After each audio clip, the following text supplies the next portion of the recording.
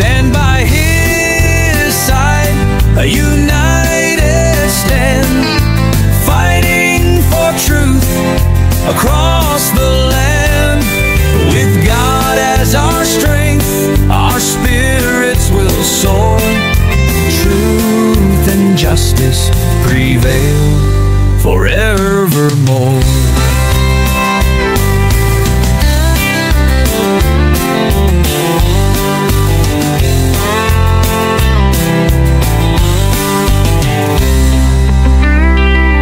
We stand by His side, a united stand, fighting for truth across the land.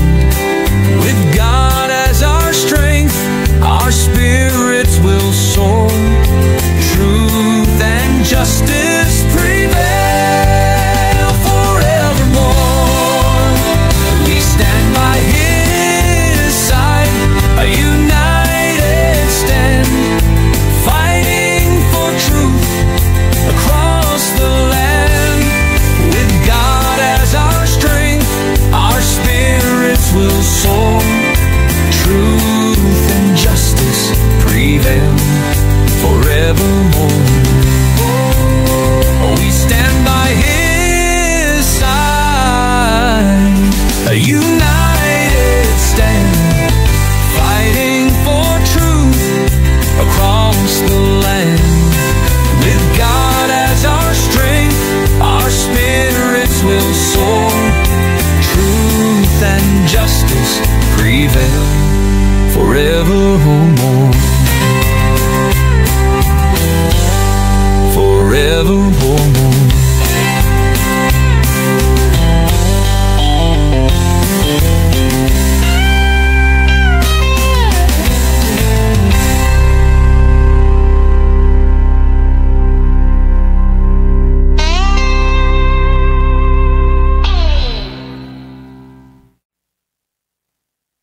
Alright, maligayang araw po ng araw ng Martes sa inyong lahat mga kaibigan at mga kapatid, saan man po kayong dako ng ating daigdig naroroon. Sumayin niyo po ang kapayapaan at ang biyaya ng ating pong Panginoong Hesukristo. Ngayon pong hapon kayo ay pansamantalang nakaantabay dito po sa programang Ayon sa Kasulatan, Gabay sa Katotohanan. Ganap na 1:27 dito po sa aking relo dito po sa Pilipinas. Ano ho? Ayan, ganap na 1:28 na po. Ayan, lumipas na ang ilang sandali at tayo muli ay sasalang sa isang napapanahong pag-aaral, ano? Ang verse by verse challenge ng kapatid na Pastor Alexander Santos na kaibayo natin sa pananampalataya. Alright, pero bago tayo dumako sa atin pong gagawing paghuhuntahan sa Himpapawid, mga kaibigan, mga kapatid, ay hayaan po muna ninyong mabati ko kayo mula sa palatuntunang ito. Ano ho? Binabati natin ng mapagpalang tanghali ang atin pong kapatid na BK Fiedarak, BK Fiedakan. Yan, shout out po kapatid na Fiedakan. Yan. At binabati rin natin ang mga kapatid natin. Dali ha, yan. Alright. Kaya kapatid na Rolando Giodisico. Yan, shout out po kapatid na Rolando Giodisico. Yan, shout out po sa inyo. Binabati rin natin kapatid na Luisa Paklay. Shout out kapatid na Luisa Paklay. Kay Mila Rimas Elarde. Mapagpalang tanghali po kapatid na Mila Rimas Elarde. Yan. Ganon din kay kapatid na Leonardo Paras. Ay, may sasagutin tayo sa magandang tanong na kapatid na Leonardo Paras mamaya, no? Bago tayo dumako sa atin pong verse by verse. Okay? Shout out Michael Antonio Ilabo. Mapagpalang hapon po sa inyo. Kay Sargi Chua. Yan. Okay, shout out sa iyo kapatid na Sargi Chua. Rosalita Balmes, mapagpalang hapon po. Kay Lemley Solis, yan, shoutout po sa inyo, kapatid na Lemley Solis. No, magkakatagpo rin po ang oras natin. Yan. Okay. Sino pa ba ang ating ano? Oh, yan. Tingnan na natin dito sa kabila.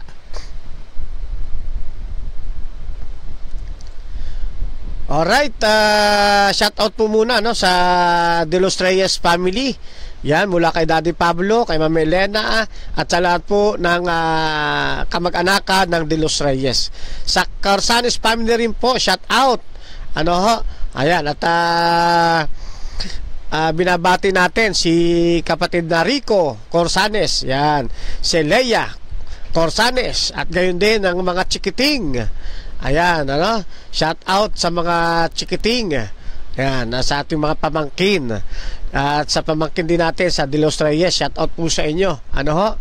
Ayan, sa mga inaanak natin dyan, kay Brother Marlo Menjola, shout out. At kay sa isa pa nating inaanak, kay Pastor Melvin Hamora. Ano po? Kaya kapatid na Emmanuel, shout out Emmanuel, isa sa ating mga inaanak din yan. Ano ho? Ay binabati natin ng mapagpalang tanghali. Ano po? Ayan. Binabati rin natin ang atin pong mga kapatiran dito sa karatig ano natin, Iglesia. Ano ho? Sa kabuuan ng Area G o ng Dasma G, Seventh-day Adventist Church, sa Dasma E, at sa mga karatig pa nito dyan sa Victoria, ayan, at sa mga malalapit, ano ho, ayan, na mga iglesia. Binabati rin natin kapatid na Manohar Lai Domingo, yan, mapagpalang hapon rin po sa inyo kapatid na Manohar Lai Domingo. Shout out kapatid na ano to? Jodelson Liagas. Ay, sa Liagas family diyan sa Kabikulan natin mapagpalang hapon po sa inyo kay Pastor, mapagpalang hapon. Kapatid na Jodelson Liagas, shout out po sa inyo, God bless po. Yan. At kay Nabram, ang ating kaibigan, ano, si kapatid na Nadram, shout out kapatid na Nadram, mapagpalang tanghali po. Yan, regards po ko kay kapatid na Melchor Manalili, yan, mga kaibigan natin yan dito sa panig ng Roman Catholic Church. Okay? At ano sabi ni kapatid na Manohar? Break time only. Sinasabi niya kay kapatid na, sino ba sasabihan nito? Kanino ba siya nag-reply? Kay Lemley. Lemley Solis. Break time lang daw po niya. Ayan, kaya siya napadungaw sa bintana. Ako'y nagpapasalamat mga kapatid sapagkat alam natin nakasagsagan ng paghahanap buhay ngayon, araw ng Martes, at ang lahat ay nasa kanilang mga trabaho. Pero nakatutuwa naman sa mga katulad nitong break time ay mayroong sumisipat, no? Yan. May sumisilip sa atin. Yan. At ingatan kayo ng ating Panginoon diyan sa lugar kung saan kayo ay naghahanap buhay, at bigyan kayo ng Panginoon ng kalusugan. Yan, para magampanan ninyo yung inyo pong mga gampanin sa inyo pong kumpanya na pinaglilingkuran. Yan. At sa mga hindi pa kumakain, mga kaibigan, mga kapatid, kain lang kayo riyan. Tapos kung may ice cream kayo diyan, hina-hinay lang, ipalalamog nyo na yung iba. Okay. Ayan. So, pansamantala mga kaibigan, dadako na tayo dito sa atin pong gagawing paghuhuntahan dito sa ayon sa kasulatan dito sa ating programa bilang pagtugon doon sa challenge ni Pastor Alexander Santos sa studying the book of Romans dito sa verse by verse challenge niya. Bagamat hindi tayo kasama doon sa kanyang challenge, minabuti natin na tayo ay makisaling pusa. Yeah, saling pusa lang po ako dito mga kapatid, ha. Pero ginusto ko na rin maging saling pusa dyan sa pa-challenge si Pastor Alexander Santos. At ganun din mga kaibigan, dyan po sa comment section sa inyong mga salubin, ano ho, komento, karagdagan, susog, pwede po kayong maglagay po riyan at aking pong babasahin. Ayan, yung inyong pong paglalagay dyan, hindi po yan saling pusa, kasama talaga kayo sa programa natin dito sa Studying the Book of Romans, Ask sa ayon sa kasulatan. Yan, so maliwanag yan mga kapatid, mga kaibigan. Pero katulad ng lagi nating nakakagawian, tayo muna mga kapatid ay dadako sa isang maikling pananalangin para hingin ng patnubay ng ating Panginoong Diyos sa gagawin nating paguhuntahan. Ano po? Okay, let us pray mga kapatid. Salamat po ng maraming Amang Banal sa inyong pagpapaunlak na kami po ay patuloy na namang makapaghatid, makapag-aral, makapagtalakayan ng inyo pong banal na kasulatan. Sa mga guguguling oras po, dakilang Diyos, hangad po namin inyo po itong pangasiwaan. Kayo po ang maging patnubay ng aming gagawing pag-aaral. At kayo rin ang patuloy naming maluwalhati at ang inyong pangalan ang siyang maparangalan. Dalangin din namin, Ama, sa pagitan ng programang ito ng ayon sa kasulatan. Umaasa na sa mga mapupuntahan, makakatok ng programang ito sa kanilang mga tahanan, opisina, o saan man sila naroroon, ang inyo pong pag-iingat, ang inyo pong pagpapala, ang patuloy po nilang maranasan. Gayon din po ang danasin ng iba't ibang mga programa ng Seventh-day Adventist. Binabalik namin po sa inyo ngayon ang aming pong pasasalamat, ang aming pagluwalhati, kalisabay po ng paghingi namin ng kapatawaran sa aming mga pagkakasala at mga pagkukulang na nagagawa. Binabalik namin ito sa inyo, Amang Banal, at dinadalangin sa pamamagitan po ng napakatamis na pangalan ng aming Panginoong Hesus. Amen. Okay, so nandito na naman tayo mga kapatid, upang tayo ay makapagpatuloy sa ating ginagawang pag-aaral dito sa aklat ng Roma. Marami-rami na tayong nasudsod ng mga talata dito sa verse by verse. Natapos na natin ang chapter 1, pinasok na natin ang chapter 2 nung nakaraan mula verse 1, na ipagpatuloy natin hanggang verse 7 at doon tayo nahinto. Naiwan natin ang verse 8 na siya naman nating magiging daloy na pag-uusapan ngayon hanggang sa kung saan na naman tayo makarating na talata. Ano po? Ayan. At sa bawat verse by verse na ating napapag-aralan, marami tayong nakukuhang mga sustansya. Marami tayong katas na napipiga, napapakinabangan natin sa ating day by day life. Ano po?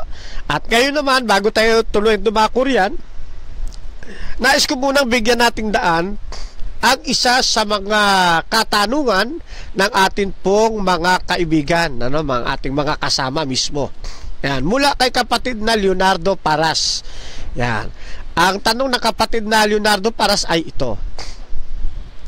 Kap, tanong lang, ano ba ang nararapat na tawag sa mga taong mga nakatapos at may mga trabaho? Sir or ma'am? Brother or sister? Ayan. Alin ang biblical? Kasi sabi ng Bible, tayo iisa kay Kristo. Ayun, maganda yung tanong ng kapatid na Leonardo Paras, Ayan. Kalisabay pa sa atin pong personal message, ay ganito ang nabanggit na katanungan, Ayan. Bro, may tanong ako. Kasi ako'y nag-aalangan sa mga kapatid na tawaging sister lang or brother. Lalo't ang mga ito ay may mga pinag-aralan. At parang yung iba ay nakasimangot kung tawagin mong sister or brother. At ang gusto talaga nila ay ma'am or sir, doktor, engineer. At kung ano yung tinapos nila, yun ang gustong tawag sa kanila. Ano bro ang biblical? Ayan, no? Isa pa, ito pa. Kasikap, yung iba, pag tinawag mong sister or brother, parang nakasimangot, di maganda aura ng muka. May ganon, ano? May ganon ba? May ganon? Ha? Kailangan talaga, no? Address sa talagang ano, no? Sabi niya, pag hindi raw, nakasimangot daw mukha, nakabusangot. Hindi daw maganda aura. Dapat tinatawag sa kanilang mga tinapos. Ano po? Yan ang pag-uusapan natin, no? Tanong naman ito ng kapatid na Leonardo Paras. Sa tingin ko, ano ito? Informative questions at bunga ng kanyang pag-aalala. Kasi sabi nga rito, ako ay nag-aalangan, sabi niya, doon sa mga kapatid. Abay tinatawag niyang brother, ay sister, ay nakikita niya yung iba nakasimangot. Pag tinatawag lang ng sister o kaya brother. Kasi ang gusto raw niyang itatawag, sa nababasa ko dito, dapat itatawag kung hindi sir, ma'am, o kaya doktor, kung siya ay doktor, ano man kanyang pinagdoktoran, doktor, engineer, kung siya may engineer talaga, ayan. Magandang pagkakataon to mga kapatid para din na maano natin at yung mga kapatid hindi rin mag-aalala. Ano ang binabanggit ng banal na kasulatan tungkol dito? Ano po? Yan. Dito sa isang talata, mga kapatid, siguro ilalapag ko muna ito sa Kapitulo 2, talatang 17 ng unang Pedro. Ganito ho ang ating mababasa. Lapag natin sa screen. Yan.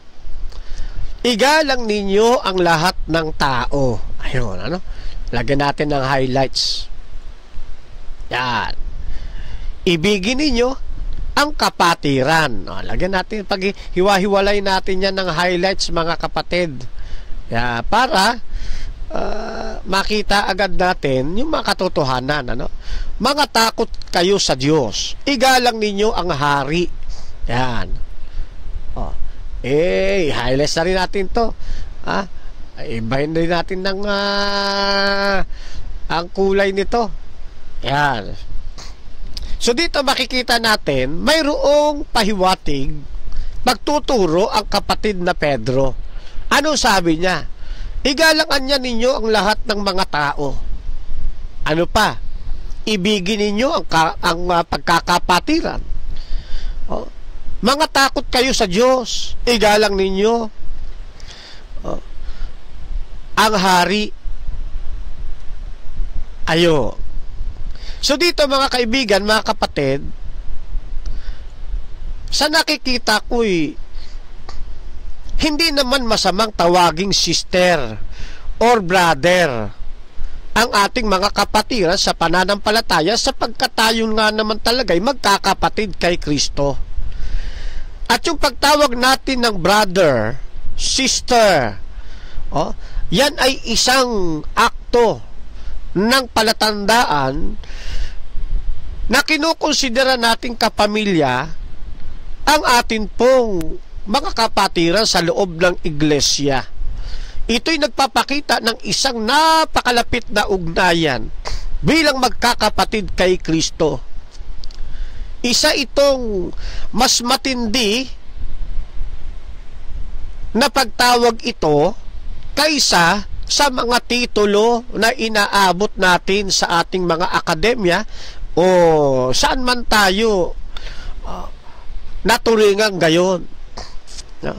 Ang tawagin kang kapatid, ang tawagin kang sister, isa itong palatandaan na ikaw ay kinikilalang kapamilya. Kapamilya sa pananampalataya. Kaya sabi rito, ibigin ninyo ang pagkakapatiran. Ayun. Kaya huwag kayong bubusangot, mga kapatid, pag kayo natatawag na sister, huwag kayong pabusangot pag kayo natatawag na brother. Kasi mataas na pagturing yan, mga kapatid. Mataas na pagturing yan eh. Tayo nga naman lahat, ang sabi ng Biblia, iisa kay Kristo, isa tayong pamilya. Diba? Sa Juan 1:12, kunin natin yung talatang yan, lapag din natin sa screen. Ayan. Tingnan ninyo. Ilalagay ko muna sa screen, mga kapatid, Juan 1:12. Kung kayo'y mayroong mga Biblia, di pwede nyo akong sundan. Ito kasing tanong na to on the spot, kaya ngayon lang natin ilalapag sa ating screen. Ayan, pakita natin. Ayan, ano sabi? Datapwat ang lahat ng sa kanya'y nagsitanggap. Ibig sabihin, yung sumampalataya, ay pinagkalooban niya sila ng karapatang maging mga anak ng Diyos. Ano ibinigay? Pinagkalooban sila ng karapatan. Yan, karapatan. Anong karapatan? Na maging anak ng Diyos. Ayan ang ibinigay sa atin ng Panginoon. Samantalang tayo ay wala pa kay Kristo. Hindi pa kabilang sa tunay na iglesia. Nang tinanggap natin ng ating Panginoon, bunga ng panawagan na nakatala doon sa Juan 3:16, sa pamamagitan ng paglapit sa atin, ng pag-ibig at biyaya ng ating Panginoon sa pamamagitan ng kanyang paglapat, nang tanggapin natin yung pananampalataya. Ang sabi rito, yung lahat ng nagsitanggap sa ating Panginoon Kristo ay pinagkakalooban naman ng ating Panginoon ng karapatan na dati walang karapatan. Ngayon pinagkaloob ang karapatan na ang bawat isa'y maging mga anak ng Diyos. Ay sino ito? Sabi rito sa makatwid bagay ang mga nagsisampalataya sa kanyang pangalan. At dahil tayo nga ay binigyan pareho ng karapatan na maging anak ng ating Panginoong Diyos, ay hindi ba't isang karangalan ito para sa atin? At kapag nare-recognize mo yung kahabagan ng ating Panginoon doon sa karapatang kanyang ibinigay sa atin, hindi sasala, tatawagin mo rin ang iyong kapananampalataya kapatid, sister, or brother. Yan ay isang anyo ng pagrespeto sa ating Panginoong Diyos nang tayo'y bigyan ng karapatan na tawaging mga anak ng Diyos. At kinikilala naman natin sa biyaya ng Panginoon na yung ating mga kapananampalataya tinatawag nating kapatid, tinatawag nating sister or brother. Ayan. At hindi rin naman ito masama, mga kapatid, kung ito rin ipantawag natin sa hindi natin kapananampalataya. Kasi sila man iniibig din ng ating Panginoong Diyos Di ho ba? Hindi masama ang pagtawag ng brother at sister.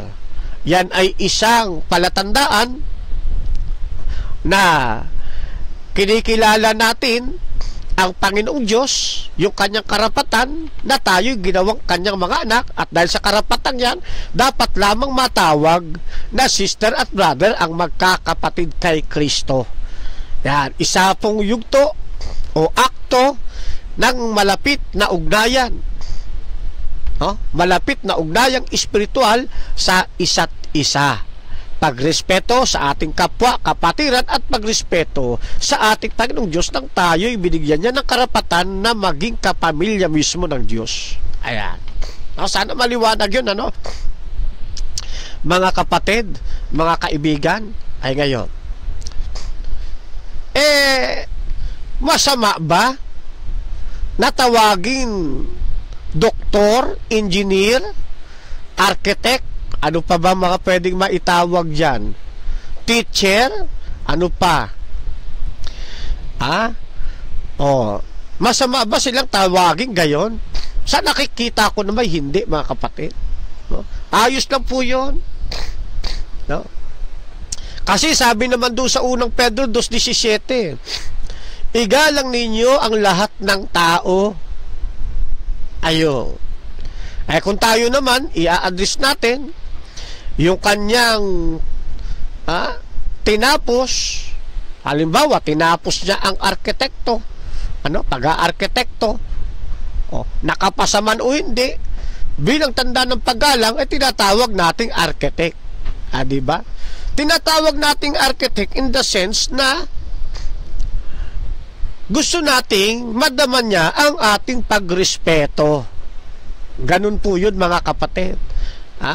Yung mga attorney, kaya nakapasa yan ng bar o hindi, dahil sa ating mapagrespeto, ginagalang natin yung kanyang titulo, tinatawag din natin siyang attorney. Nandoon na lang yun sa doktor, sa attorney, ay kung tatanggapin niya yung ating pagrespeto. Pero sa tingin ko, bihira lang naman yung mga tao, yung mga nasa titulong ganyan na ayaw nila patawag. Okay lang naman yun. At ayos lang naman yun na kanilang anihin yung respeto ng iba. Kasi sabi sa talatang ito, igalang ninyo ang lahat ng mga tao. Palatandaan po yun ng ating paggalang sa kanila. Ganun din naman yung mga doktor. Yung doktor na ang profesyon ay nasa panggagamot, doktor na ang profesyon ay nasa PhD, ay iginagalang ho natin yun. Tinutukoy ko PhD yung sa educational, ay ginagalang din natin yung sila. At kung matawag naman natin ayon sa kanilang mga tinapos, ayon sa mga titulo, na angkin nila, sa tumatawag wala hong suliranin. Yan po'y isang akto ng ating pagrespeto, ng ating paggalang sa kanila. Ayan. Pero atin lamang pakiusap doon sa mga kapatiran, na kapag kayo halimbawa doktor, architect, engineer, attorney, pag kayo natawag na kapatid, sister or brother, huwag naman kayo bubusangot. Huwag naman kayo magbabago ng aura papunta sa negative. Dapat ang aura ninyo pa-positive. Alam nyo mga kapatid, sa totoo lang, kung ang pag-usapan natin spiritual na kalagayan, wala nang hihigit pa. Wala nang hihigit pa sa kaligayahan na ikay matawag na kapatid kay Kristo. Sapagkat yung pagtawag na brother, pagtawag na sister, hindi yan makukuha sa edukasyon. Hindi yan titulo na makukuha mo sa bar exam. O titulo na makukuha mo sa eskwelahan. Yan ay titulo na karapatang iginawad ng ating Panginoong Diyos.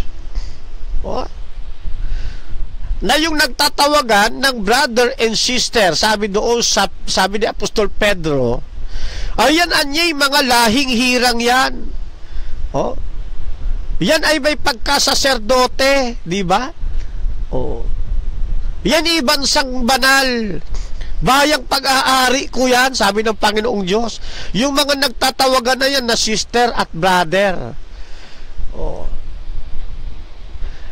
Ayang nagtatawagan na yan na sister at brother, binigyan ko talaga yan ng karapatan na sila'y maging mga anak ko. At dahil yan yung mga anak ko, O, karapat-dapat lamang magtawagan sila ayon sa kanilang pagkakapatiran. Di ba ganun ang lalabas nun, mga kapatid, ano? Kung babasahin natin yung puso ng ating Panginoon mula sa mga talata ng Biblia. Kaya sabi ng unang Pedro, ibigin ninyo ang pagkakapatiran. Ayan. At doon naman sa mga tumatawag na sister at brother, isipin ninyo lagi ang inyong pagtawag ng sister at brother ay may kahulugan. Marami rin kasi mga kaibigan, mga kapatid, tumatawag ng sister at brother sa kapatiran parang nakasanayan lamang ng bukang bibig naging bukang bibig lang. Nakasanayan batay sa tradisyon kasi kapareho ng pananampalataya. Hindi ito ang angkop na dapat na pagtawag. Tawagin natin sila sister at brother sa konsepto na talagang bukal sa ating kalooban at kinikilala natin bilang kapamilya. Bilang kapamilya sa pananampalatayang ipinagkatawag sa atin ng Panginoon. Ayan. Ganyan ho yan, mga kapatid. At kapag may pagpapahalaga kayo doon sa pagkakapatirang pamilya sa ating Panginoong Diyos, mahihiya ka ngayon, yung kapatid mo sisiraan mo sa social media. Di ba gano'n yan? Mahihiya ka sa ating Panginoon na ilalabas mo, ilalantad mo yung kahubaran ng iyong kapatid sa social media. Kaya ano ibig ko sabihin doon sa kahubaran ng ating kapatid? Hindi yan tumutukoy sa physical na kahubaran, Kung may mga pintas yung mga kapatid sa pananampalataya, wag mo i-social media. Kapatid natin yun Di ba? Kapatid natin sa pananampalataya yun Yun ang ibig sabihin ng kahulugan na tatawag ka na brother at sister. Pagkatapos nakagawa lang sa'yo ng kaunting pagkakamali, ilalantad mo yung kanyang kahubaran, yung kanyang kahihiyan. Ay hindi ganoon ang mensahe ng pagkakatawagan ng brother and sister. Ganoon yun, mga kapatid, Ako na may natutuwa kay kapatid na Leonardo Paras. Kasi unang-una, wala tayong nakitang pangalan, Nakapatiran, kung sino man yun natawag dyan, Kaya ito, general approach ito, mga kapatid. At sabi ko kanina, informative ito. Yan, informative ito. Okay. At hindi rin to paglalantan ng kahubaran ng kapatid, kundi natatanong lang niya batay sa kanyang mga naobserbahan. At tayo naman itinutuwid natin yung mga kapatiran na nagbabago aura. Oo, wag magbabago aura pag di kayo natatawag. Mas lalo pa nga kayong maging masaya. Dapat. Kasi biruin po ninyo, hindi naman kayo kaano-ano naman talaga ng tao Pero dahil kay Kristo, nailapit ang inyong ugnayan sa isa't isa. At kayo ngayon, kinikilala bilang kapatid kay Kristo. Yun na pinakamataas na antas na pwede nating itawag sa ating mga kapatiran, sa ating kapwa tao, ang matawag siyang kapatid sa pananampalataya. Mas mataas pa yung tawag na yan kaysa sa terminong doktor. Yang doktor, engineer, architect, panlupa lang hong katawagan po yan Pero yung pagkakapatiran, hanggang langit po yan. Hanggang langit na bayan po yan. Kaya masasabi ko, mas mataas na antas ng pagtawag yan, ng pag-a-address sa atin pong kapwa, ang kilalanin kanyang kapatid, sister, or brother. Hindi ko naman sinasabi, mga kaibigan, mga kapatid, yung mga doktor, wag tatawagin doktor, yung attorney, wag tatawagin attorney. Ang itawag lang sa kanila, brother and sister. Wala naman ako sinasabing ganon, mga kaibigan. Gusto ko lang makita sa inyo, mas mataas po ang antas ng pagtawag ng kapatid kung ang pag-uusapan spiritual na buhay. Pero kung ang pag-uusapan natin panlupa, sa panlupa kasi, no? Yung matawag kang doktor, matawag kang engineer, mataas na katungkulan na yun eh. Di ho ba, no? Pinag-uusapan natin spiritual na kalagayan. Ano ho, mga kapatid? Ngayon, kung tayo naman tatawag ng doktor, tatawag ng engineer, wala rin namang masama. Tinatawag natin sila sa sistema na iginagalang natin yung kanilang titulo bilang kapatid kay Kristo. Ayun, ganun naman yun. No? Kahit na di natin siya matawag na sister and brother, natawag nating doktor, pero sa likod ng ating isipan ng pagtawag nating doktor, o architect o engineer, kinikilala natin siya bilang kapatid kay Kristo. At proud naman tayo dahil doon sa natanggap niyang biyaya mula sa Diyos. Nakapasa siya sa bar exam. Kaya karapat dapat ay matawag siya sa kanyang titulo. Ayun. Ngayon, yung mga natatawag naman sa titulo ay huwag naman magiging mayabang, mga kapatid. Isipin ninyo, kaya kayo tinatawag ng gayon, hindi dahil sa kayo'y nakapasa. Hindi dahil sa kayo ay mayroong mataas na posisyon.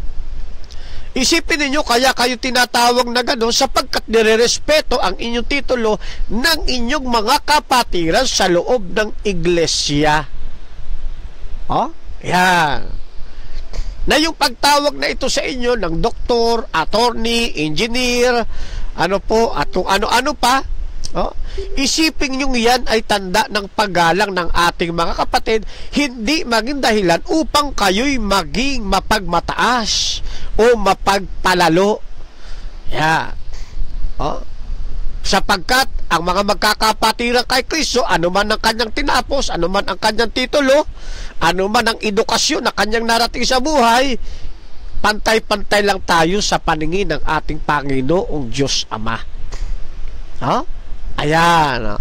Kaya ang layunin natin, kung tayo tatawag, bilang paggalang, bilang pagtanaw ng respeto sa ating kapatid na napunta sa gayong antas ng kalagayan na tinanggap niya pagpapala mula sa Panginoon.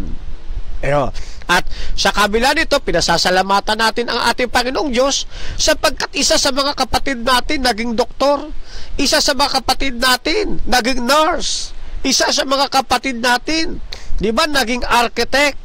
Ayun, ganun ho yun, mga kapatid. At yung natatawag naman ay lalo naman dapat nagiging mapagpasalamat sa ating Panginoong Diyos. Sapagkat yung biyaya niyang tinanggap sa ating Panginoon, nare-recognize ng mga kapatid sa pananampalataya. At natatawag siya sa kanyang titulo, iyon ay pinagpapasalamat sa Panginoon. Kaya sa halip na yung aura nagbabago, nagiging negative, na napapabusangot, ay magbabago na tayo ngayon ng karakter. Pag tayo natatawag, abay dapat higit na ligaya ang ating maipakita, ang ating maipadama doon sa kapatid na tumatawag sa ating kapatid. Yan, ganun ho yan, mga kaibigan. O ngayon, kaya kung kayo matawag na sir, matawag na ma'am, hindi ito maging sanhi ng ating kapalaluan. Kundi maibalik din natin yung respeto na nararapat doon sa tumawag sa atin ng sir or ma'am. Tumawag sa atin ng doktor o attorney o ano pa man na naitawag sa atin bunga ng kanilang paggalang sa atin bilang kanyang kapatid kay Kristo. Sana naging malinaw ho sa inyo yung bagay na ito, mga kaibigan, mga kapatid. Sabi kasi rito, igalang ninyo ang lahat ng tao. Kasama ho sa paggalang yun. Ibigin ninyo ang pagkakapatiran. Ay di ba't kasama rin yun sa pagkakapatiran natin? Ano? At sabi rito, mangatakot kayo sa Diyos. Ayun. Oh? Kapag tayo ay mayroong banal na takot sa ating Panginoong Diyos, i-recognize natin yung kanyang mga ginagawa sa buhay ng mga magkakapatid. Ayan. Ano? Recognize natin, pasalamatan natin ang Diyos. Yun ang kagandahan ng mga naglilingkod na mayroong tunay na Diyos sa kanyang buhay. Ha? Yan. O, sabi pa nga din sa ika-4 igalang ninyo ang hari. O, kita ninyo, di ba? O, aba, kahit presidente yan, di ba? O, ano tawag natin? Mr. President, di ba? O, mali ba yun? Okay din yun, mga kapatid. O, paggalang yun eh. Saan ba galing yung paggalang na yun? Di ba galing din sa ating Panginoong Diyos yun? No. At ang paggalang na yan, nakabuilt-in na yan, mga kapatid, sa ating mga puso. Inilagay na talaga ng Diyos yan, mga kapatid, sa ating karakter na talaga natin bilang mga tao yan. No? Yan. Kaya sana sa pagkakataong ito, may mga napulot kayo na mga katotohanan dito sa ating pansamantalang katugunan. Ngayon, meron pa riyan eh. Meron pang tawag diyan, umaapilar yan eh. Ha? Brother Fernan, di ba't kabawan-bawalan ng Biblia yon na wag tatawaging sir at ma'am? Kasi ang katumbas ng sir, di ba, rabay? Ayan naman yan eh. Lalo na yung mga guru sa eskwelahan, yung mga professor. Wag niya tatawaging sir at ma'am. Kasi pag sinabing sir or ma'am, ang katumbas niyan, ang katumbas na rabay, guru yan eh. Di ba, ganun yun, mga kaibigan, mga kapatid? Kasi hinuhugot nila yung talatang ito. Ayan, lapag natin sa screen, ha? Diyan sa Mateo 23. Ayan, isagasaan na rin natin ito. 23, talatang 8 hanggang 9. Datapwat kayo'y huwag patawag na rabay o rabi, sapagkat iisa ang inyong guro, at kayong lahat ay magkakapatid. At huwag ninyong tatawaging inyong ama ang sinumang tao sa lupa, sapagkat iisa ang inyong ama. Sa makatuwid bagay, siya na nasa langit. Kaya, Brother Fernando, hindi mo pwedeng tawaging teacher, profesor, guro, ang isang tao. Bawal ipatawag yun sa Biblia na rabay o rabi. Kasi tayong lahat magkakapatid kay Kristo, dapat tawagan ng sister at brother. Wag din yung tatawaging wag din yung tatawaging ama, sino man tao. Kasi isa lang ang ating ama. Tingnan nyo, mga kapatid, sinisita sila talatang ito, pero hindi naman nila naiintindihan ng kahulugan. Itong binabanggit ni Mateo, mga kapatid, ay may kinalaman sa historical background nila sa panahon noong unang siglo, na maraming mga tao sa panahon nila tinatawag na rabay o guro. Sa panahon kasi nila, mga kaibigan, mga kapatid, yung rabay o isang guro, alam mo, kinilala kang isang guro, meron kang mga disipulo. At ang disipulo, paglilingkuran, yung kanilang rabay, yung kanilang guro. Yan. Kasi ang rabay sa kanila at ang guro, Panginoon. Yan ang historical background sa panahon ni Mateo. Pag ikaw ay natawag, naluklok ka sa gampaning pagtuturo o sa gampaning pagigarabi o rabay, isa kang Panginoon. At meron kang mga disipulo na maglilingkod sa iyo. Mayroon kang mga tauhan na ikaw ang pinararangalan, ikaw ang pinaglilingkuran. Nakita nyo rin ba yung larawang ito sa mga Chinese movie? 'Di ba? Kapag yung isang master ng martial arts, 'di ba? Rabbi din yun eh. Rabbi rin yun. 'Di ba yung grandmaster o master, mayroon ding mga disipulo? At yung mga disipulo, pinaglilingkuran nila yung kanilang grandmaster. Pinaglilingkuran nila yung kanilang master. Yan. Yan yung kalakaran ng unang siglo at bago dumating ang unang siglo AD.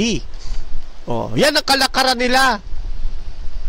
Na yung mga rabay, mga guro, Panginoon po yan.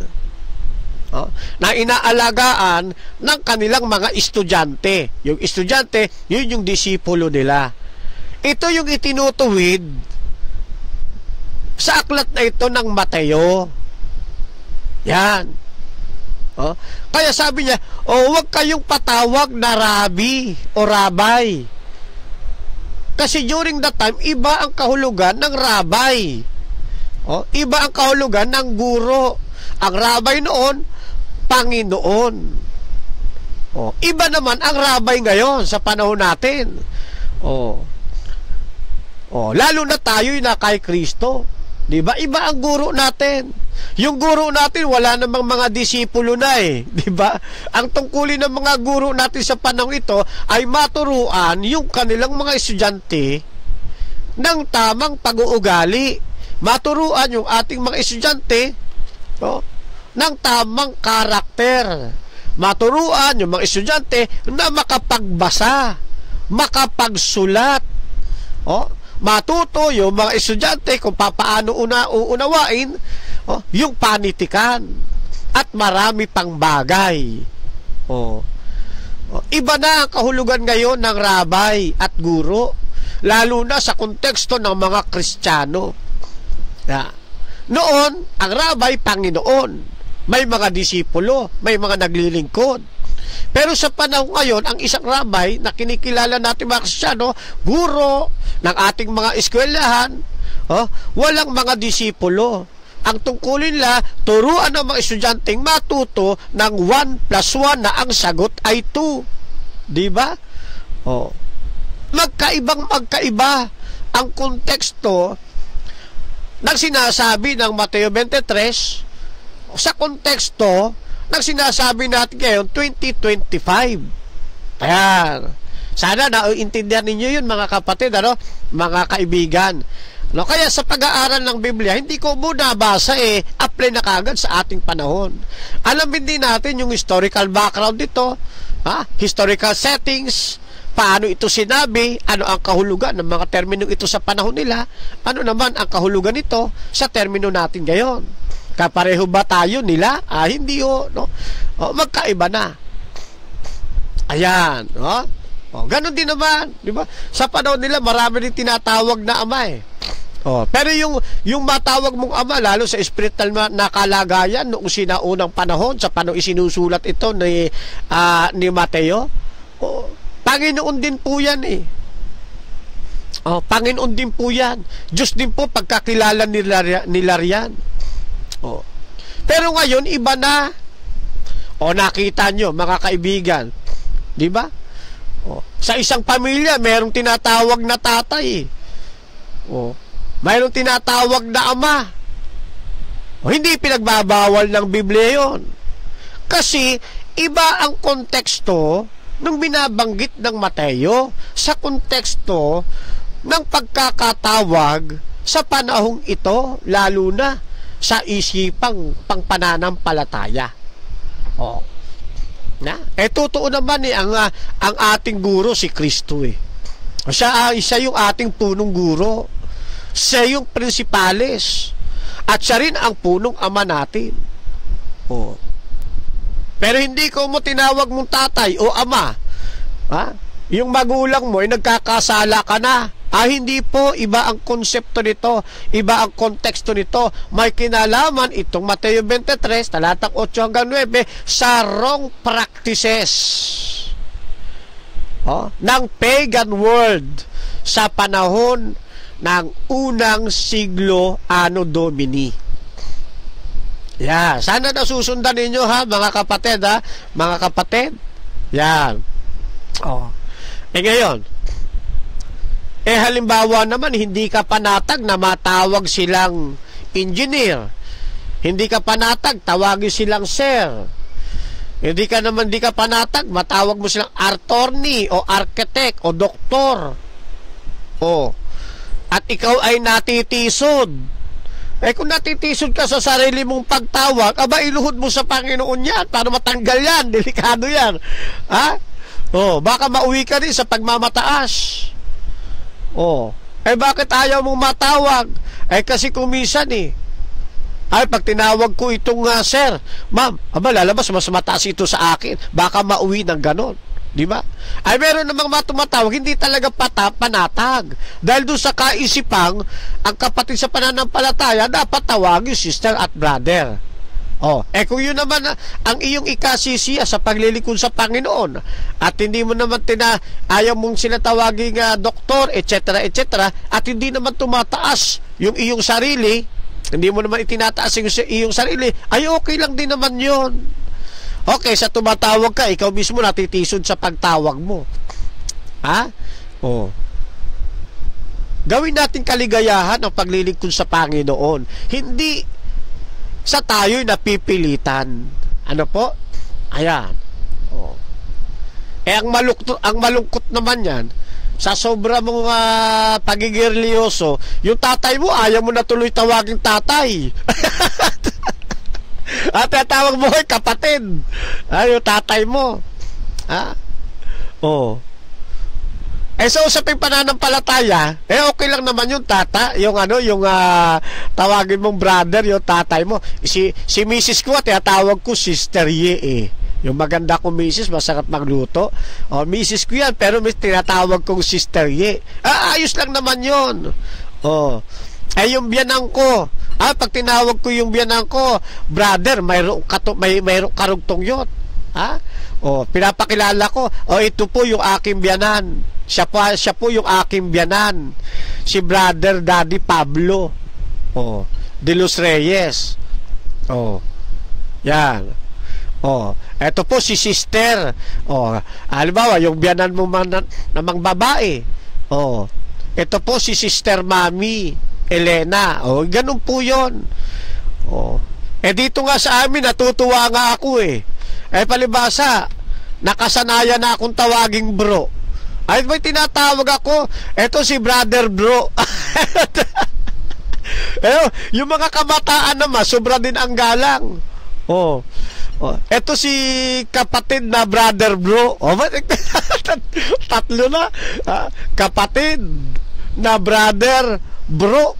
Kita mo ninyo yan, mga kapatid. Yan ipagalang ng mga kapatid sa pananampalataya. Ganun ho yan, mga kaibigan, mga kapatid. Basta tayo gagawin natin pag-a-address sa ating mga kapatid, sa ating kapwa-tao,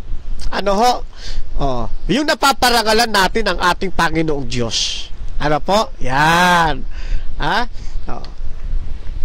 So, ganun po yan, mga kapatid, Alright. And I hope na nakatulong yung aking pagsagot doon sa magandang tanong ng atin pong kapatid na si Leonardo Paras, na napakasipag na supporter ng ating pong programa. Ano po? Ayan. Okay? So, iiwan ko na muna yung at least nakapagbigay tayo ng maikling katugunan. At alam kong kayo man, mga kapatid, mas marami kayo may iisip ang magagandang tugon kaysa doon sa aking mga nabanggit. Sana makatulong yung ating pagkakatugon na yun,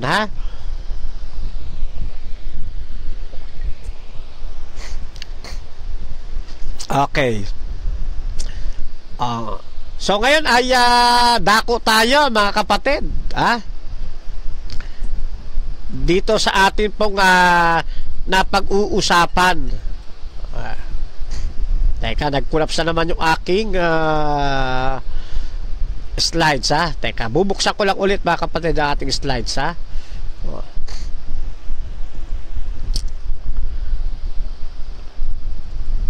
Yan. Okay. Bago ko dumako sa ating verse by verse dito po sa Book of Romans, ay binabati ko muna yung ating mga kaibigan na nasa comment section. Yan.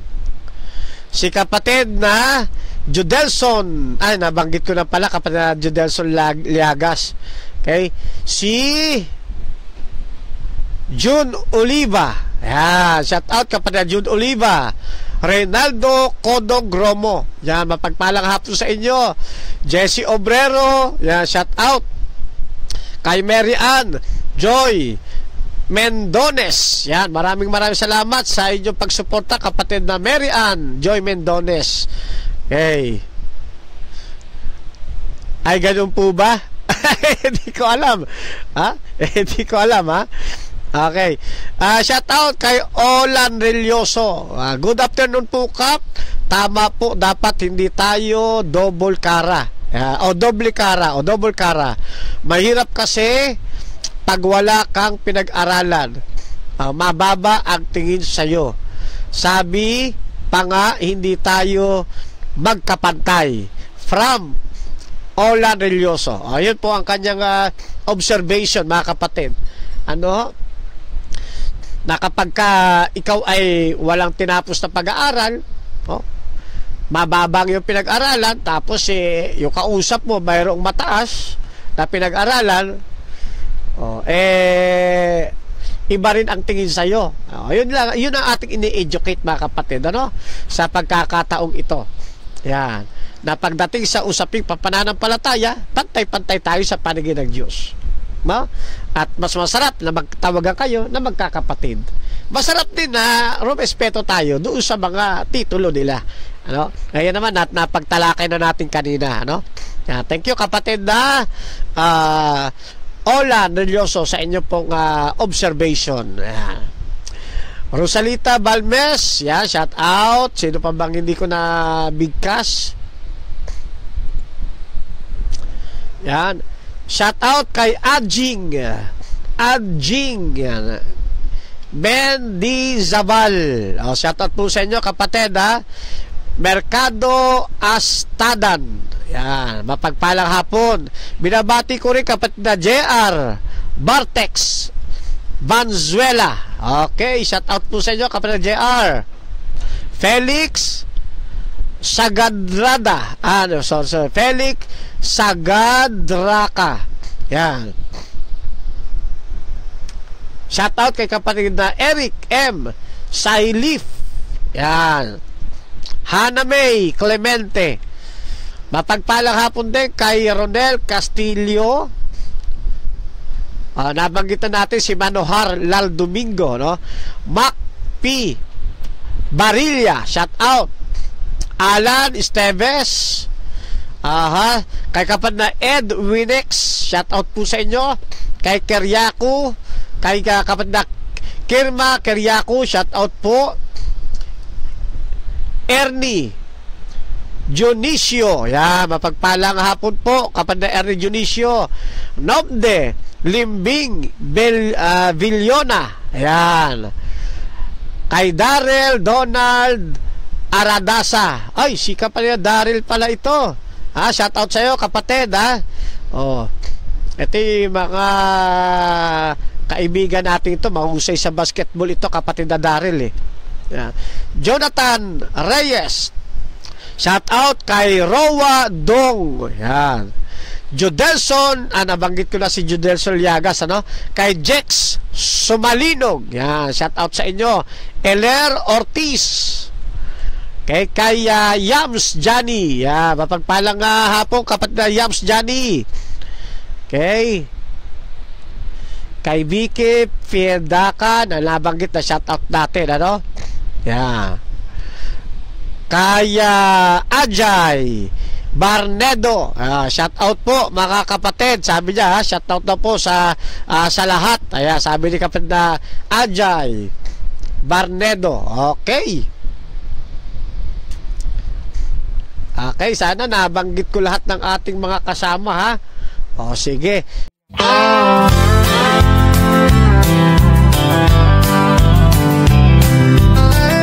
Fernando Beza Camacho Jr., a name we hold dear, serving God faithfully year after year,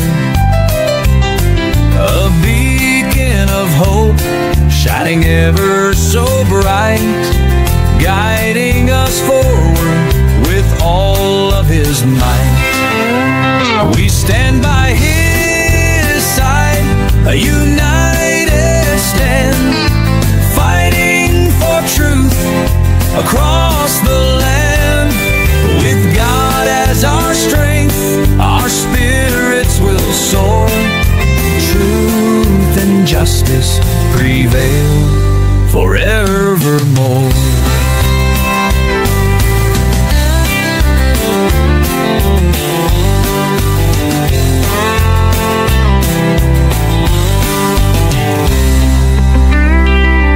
We stand by his side, a united stand, fighting for truth across the land.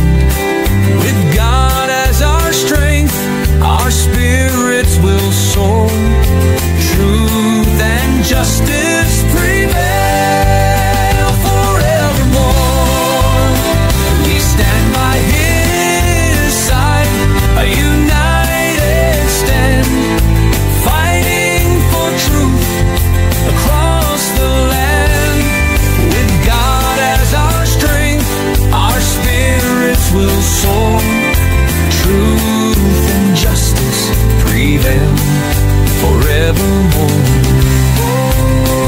We stand by his side, a united stand, fighting for truth across the land. With God as our strength, our spirits will soar. Truth and justice prevail forevermore. Forevermore.